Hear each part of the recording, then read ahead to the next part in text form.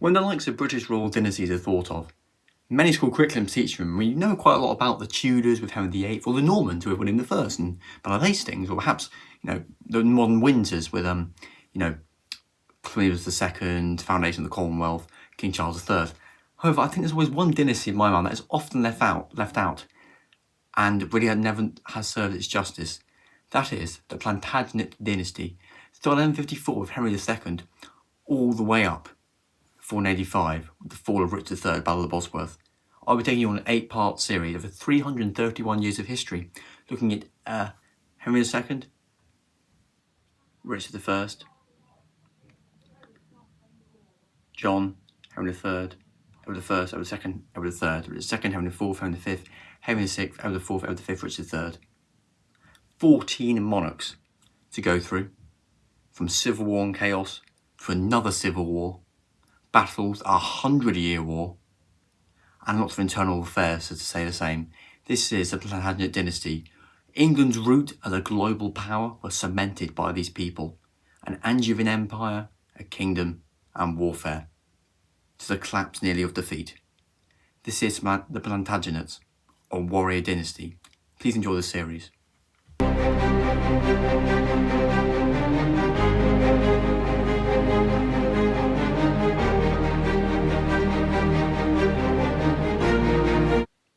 With the death of Henry II, the Plantagenet dynasty did continue, with arguably one of its most famous kings, and made one of the most famous kings in English and British history. Richard I, better known as Richard Lionheart, reigned for 10 years from 1189 to 1199. And as hinted in the last video, today's story conversation is more specifically on episode 2 of the Plantagenet series, the Angevin Empire. So let's begin. Again, as I mentioned in the last video, it was never officially known as the Angevin Empire until modern historians. However, Richard I was by many considered a very successful king, and the territories that spanned of England of the Angevin Empire did continue as well established those 10 years under Richard I's reign, and he held the territory particularly in Normandy and Brittany. And of course, one could not mention Richard III without mentioning his role in the Third Crusade in 1190, in which he marched to the Holy Land and attacked many Islamic and Muslim forces in the Sultanates. However, in 1192, he did actually find himself prisoner in Austria. Richard I was very egotistical. He liked to be quite forward-thinking. I don't think he was quite as look at me as Henry VIII, but he was someone who was a devout Christian, devout Catholic, and wanted to do his duty to the country and to the Pope and his fellow Christians. So with his death in 1199, the Plantagenet dynasty was, at that point, by no question, a very important rule. However, his brother would succeed him as John, as we know from Robin Hood, Bad or Little King John. John is the English monarch. There's never been one John, it's John. Many people insult this monarch. However, is there reason to this? Let's find out. Well, John reigned from 1199 to 1216 as our third Plantagenet king for 17 years. And John is another famous king, not just for his badness. I keep doing this because he was actually not, bad as in evil. It was just, people don't think he did a lot socio-economically or environmentally to England, and he kind of just reigned, not really knowing what he was doing. However, one thing he definitely did know what he was doing with was in 1215, another democratisation, at least in de jure law, to the English legal system, which was the Magna Carta. Now, I won't say everything about Magna Carta in this episode because it actually takes 29 minutes to read the whole sort of sheet of paper out. It's like flipping A0 size, larger than that. But effectively, again, the idea of a strict system of the king and his heirs, whether it be oldest brother or oldest child, always inherit the throne, there should be no internal wars. That was to be well established. But also, it limited the power of local nobles, people of governance, and generally a sort of authoritarian system was starting to lessen. The idea of peasants and common people also having their voice in how government was said, and challenging nobles' authority or disobedience to either the king or other nobles was now being accepted. So again, general democratisation and strengthening support, ironically despite being with King John, strengthening support of the British monarch.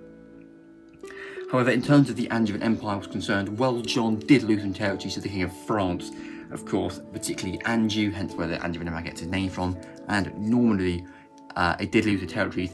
However, it wasn't all bad for King John, pardon the pun, as in Ireland, English presence there was increasing. He did increase the English hold over many parts of Eastern Ireland.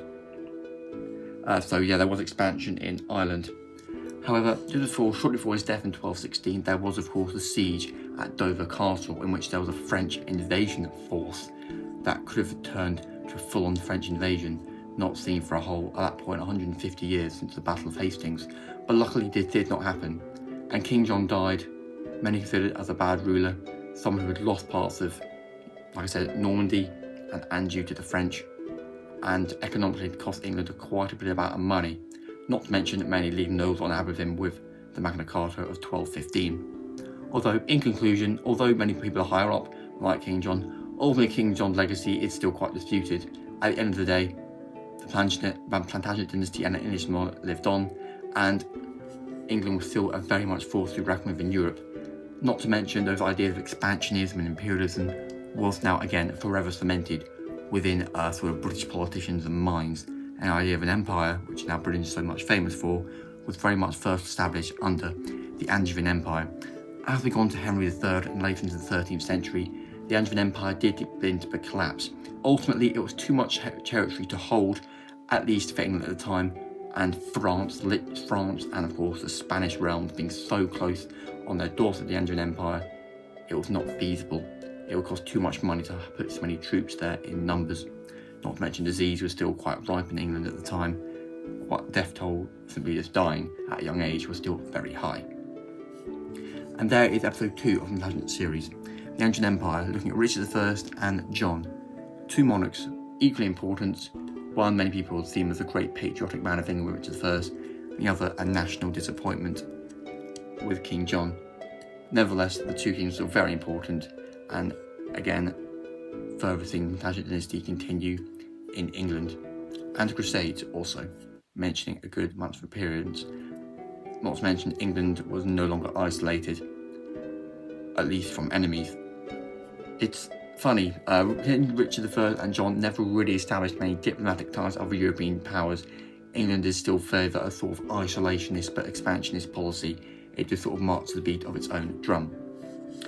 So thank you all for watching. I'll see you in the next YouTube video. I did have some notes written down on there, but I did know some of it as well. Thought I'd mention that. I do love history, but unfortunately I don't know everything.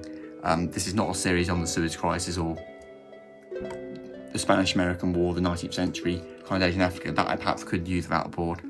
Just thought I'd mention that.